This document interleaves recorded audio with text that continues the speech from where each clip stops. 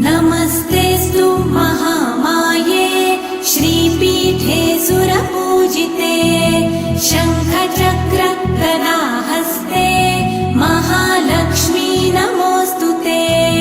नमस्ते गरुडारूढे कोलासुरभयङ्करी सर्वपाप हरे देवी महालक्ष्मी नमोऽस्तुते।